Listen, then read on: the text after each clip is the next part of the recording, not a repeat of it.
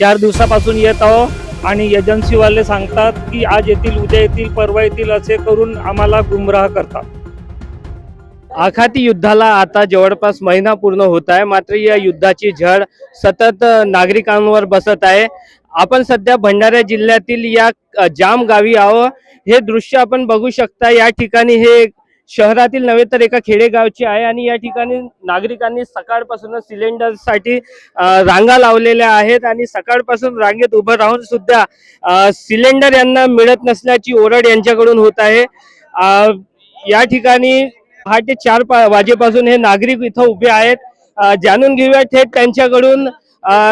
दादा, काय सांगाल, किती वाजतापासून तुम्ही इथं आहेत? काय सांगण्यात येतं एजन्सीकडून? आम्ही सतत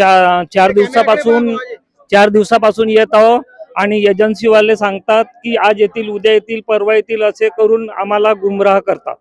आणि मी सकाळी 6 वाजेपासून येथे उपस्थित आहो, तरी उन्हामध्ये आणि अजून पण आम्हाला हंडी मिळाले नाही. एजन्सीवाले सांगून राहिले साहेब, ओटीपी आल्यानंतर जी तारीख येत आहे, ओटीपी नंतर त्याच्यानंतर बी 10 दिवसानंतर बी आम्ही येत आहोत तरी नंबर नाही लागून राहिलाय.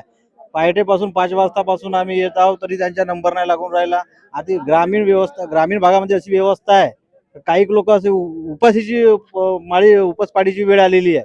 गॅस अंडे भेटून नाही राहिले, याच्याकडे स्टॉक नाही आहे. मग आता आहे तर याच्याकडे एकच अकाउंट आहे, एकाच काउंटर असल्या कारणाने एवढी रांग लागलेली आहे. आणतात हे लिमिटेड आहेत म्हणून सांगतात, 1-2 घंटे चालवतात ना बंद करून देतात.